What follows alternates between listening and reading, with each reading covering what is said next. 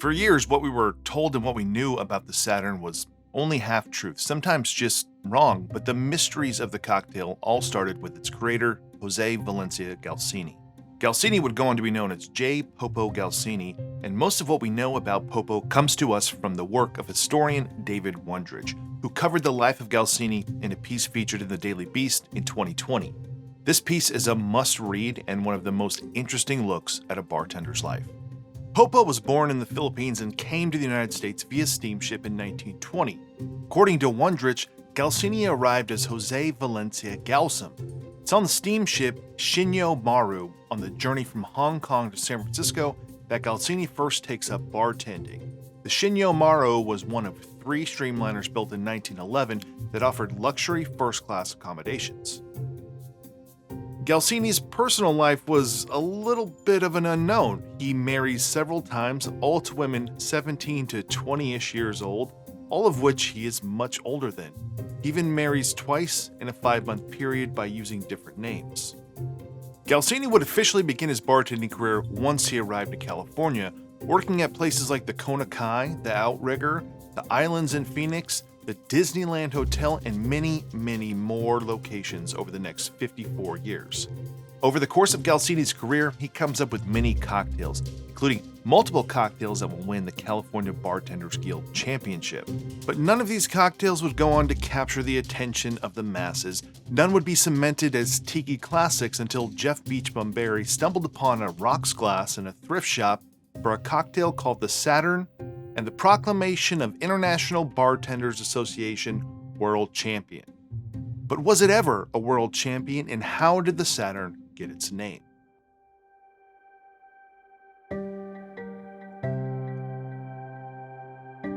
Sometime in 1966 or 1967, while working at the Kona Kai, Galsini makes a drink with gin, lemon juice, passion fruit syrup, falernum, and orgeat.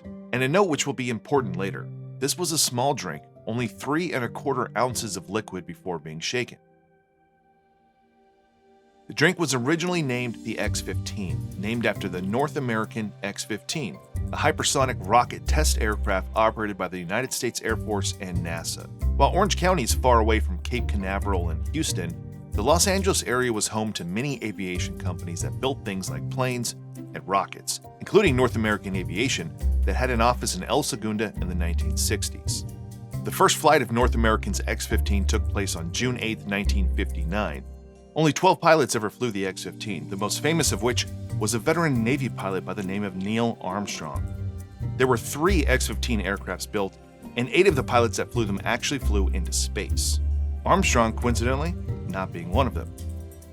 One story for the name change from the X-15 to the Saturn is due to tragedy, because on November 15, 1967, X-15 Flight 36597 took off from Edwards Air Force Base in California, piloted by Major Michael Adams. After reaching an altitude of 266,000 feet, the plane went into a Mach 5 spin and Adams never regained control. The plane crashed around 10:30 a.m. near the town of Johannesburg in California. Supposedly, Galsini understood the impending controversy of the name of the drink and changed it to the Saturn after the tragedy. And for years, that's how we were told that the Saturn Cocktail got its name. But that was never the case. because we can find many references to the Saturn Cocktail 6 months before this plane crash. So that story for the name change doesn't add up, and another story is put in its place for how the Saturn got its name, and it's due to controversy and tragedy as well. This is a CBS News special report. This is Mike Wallace at the CBS Newsroom in New York. America's first 3 Apollo astronauts were trapped and killed by a flash fire that swept their moonship early tonight during a launch pad test at Cape Kennedy in Florida. Virgil Gus Grissom, 40 years old, one of the original Mercury astronauts, the first American astronaut to go twice into space. Edward White, 36 years old, the first American to walk in space. And rookie astronaut Roger Chaffee, 31 years old, training for his first space flight, Apollo 1, scheduled for February 21st. This theory goes that the X-15 cocktail changed names to the Saturn after the Apollo 1 fire tragedy took the lives of Gus Grissom, Ed White, and Roger Chaffee. The Apollo 1 fire occurred on January 27, 1967. The timeline matches up because all of the references to the Saturn cocktail come after the Apollo 1 fire. It's now widely shared that Galsini changed the name from the X-15 to the Saturn because the X-15 plane was created by North American Aviation. And North American Aviation also built parts of the Apollo 1 capsule, the same capsule where the fire took place. So Galsini understands that there could be backlash to North American Aviation because of their role in the Apollo 1 fire, and quickly changed the name from the X-15, a plane that has nothing to do with the Apollo program, to the Saturn, a rocket that has everything to do with the Apollo program, and he does all of this to pay tribute to the Apollo astronauts and to avoid controversy. The only problem is that this explanation never made much sense. It's convoluted and it's inconsistent because North American Aviation not only built the X-15 and the Apollo command module, but they also built parts of the Saturn V rocket. The rocket that those same astronauts would sit on top of for the first manned mission of the Apollo program.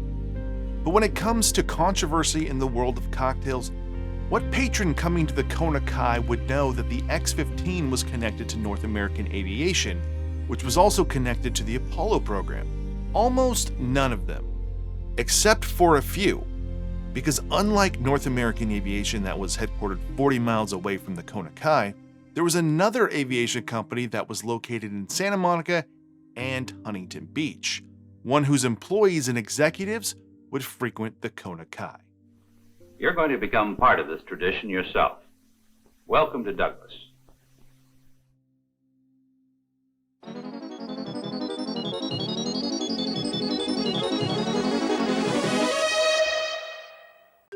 Douglas Aircraft was founded in 1921 and best known for building the DC-3, which is considered the first successful commercial airliner and even called the plane that changed the world. They would build the B-17 Flying Fortress during World War II as a joint effort with Boeing and Vega, but in the 1960s, Douglas was struggling and in merger talks with the McDonnell Company. They would eventually merge on April 28, 1967, but it was in the months leading up to that merger in 1967 that Douglas would make their greatest contribution to the cocktail world by naming a Tiki classic.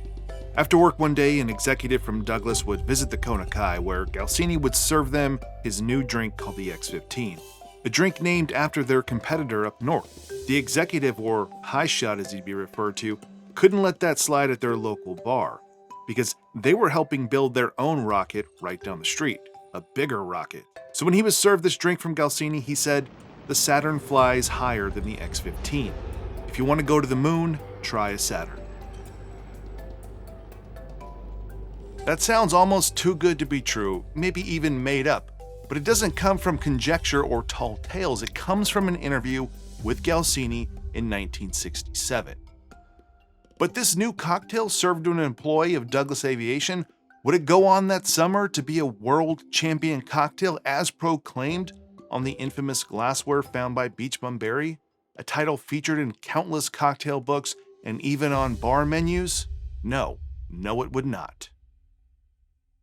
The annual International Bartenders Association Championship for 1967 took place in Mallorca, Spain. Lucky for us, there's a document with all of the IBA World Cocktail Champions for us to find out the exact date. But when you look at the document, there's a problem. The cocktail that won that year was a Mallorca by Enrique Bastante. That was a cocktail with rum, creme de banana, drambuie, and vermouth. While the Saturn may not have won the Cocktail of the Year, a cocktail from the United States did place third overall. And that mysterious rocks glass found in a thrift shop by Beachbum Berry had always appeared to be misleading with the IBA champion moniker. Turns out the United States did take home 2 first-place awards, Overall Team and Challenge Cup, that's Best Team. Turns out that glass wasn't so wrong after all. As for Galsini, he was no stranger to competition. He had won and placed many times in past competitions, often winning pretty good money. While the Saturn didn't take home the International Award in 1967, it competed in the California Bartenders Guild Championship earlier that year, the competition that would give us the first peek at what the original Saturn cocktail would have looked like. It's the infamous garnish for the Saturn that has made it iconic. From Beachbum Berry to Smuggler's Cove to many, many more iterations of the iconic rings of Saturn with the cherry in the center. But is it historically accurate? Or is everyone basing these garnishes off of what we see in the Total Tiki app, Smuggler's Cove, or online from places like Punch Magazine and Imbibe? The garnish was probably much simpler, if it even had one at all. While the Saturn never won the IBA cocktail competition, it did compete in the 1967 California Bartenders Guild Championship, which took place on May 22nd at the Beverly Hilton. The competition was sponsored by Bowls and began at 3:30 p.m. in the jam-packed Grand Ballroom at the Hilton. Sometime after 6 o'clock p.m., 4 finalists were selected to compete in the International Room to decide a winner, and the Saturn, made by Galsini, was one of them. It's in the International Ballroom where the 4 finalists compete on stage. Judging was done by 2 women and 3 men, including the mayor of Beverly Hills, A. Frederick Leopold. When the scores were tallied, it was the Saturn that would win and earn its spot to compete in the IBA competition that summer. Now, on the stage at the ballroom in the Hilton, the drink has no garnish, almost assuredly because of competition rules. Here we can see the 4 cocktails served to our judges. At least one of these concoctions is one of the first pictures ever of the Saturn cocktail. It was served up and in a coupe. It's no slushy, it's not blended, not stirred, and not put in a drink mixer, but shaken and strained into a glass. The same glass as the rest of the competition, which doesn't make it that historically accurate or prove that's how Galsini intended it to be served, just event rules most likely. But the cocktail served to the guests inside of the Hilton Ballroom was also given to a photographer from the Los Angeles Times to show off the winning drink. And the glassware for this drink would need to be small because the recipe for the Saturn from 1967 is only 3 1/4 ounces of liquid before any dilution from ice, and it's served up. So the first picture of the Saturn that we get that's garnished and served to a guest is not in a coupe, but it's a whiskey sour glass, garnished with a cherry and a slice of lemon. To my knowledge, these are the only historic images of the Saturn, at least that I've ever come across. And it's from the Los Angeles Times West magazine, June 25th, 1967. But this is also not proof that this is how you must garnish a Saturn, or that the X15 or Saturn was ever garnished this way outside of the ballrooms of the Beverly Hilton. But if you're looking to recreate that winning cocktail, this is what you would have been served that afternoon in 1967.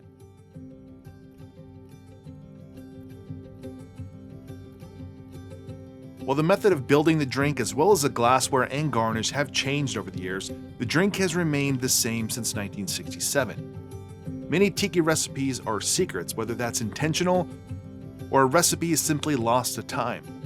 The Saturn was never a secret.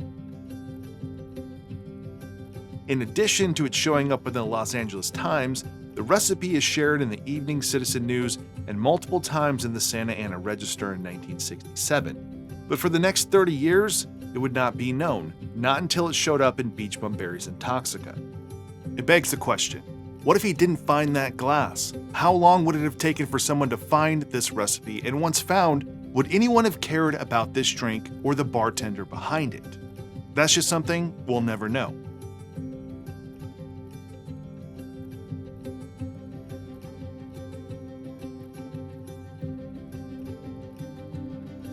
Galsini would continue bartending into his 80s. While he might be remembered for his drinks, he was also beloved by his patrons. In 1981, a reporter from the Register visited Galsini at the saloon in Laguna Beach, where he was then working for his 81st birthday celebration. A far-off departure from the bars he worked in during the golden age of tropical and tiki cocktails. We don't know what Popo was mixing up behind the bar that day. Could have been the Saturn, the Mosquito, possibly even the unknown Queen's Choice. But there was nothing mysterious about what he was enjoying that day. It was his usual, a glass of wine.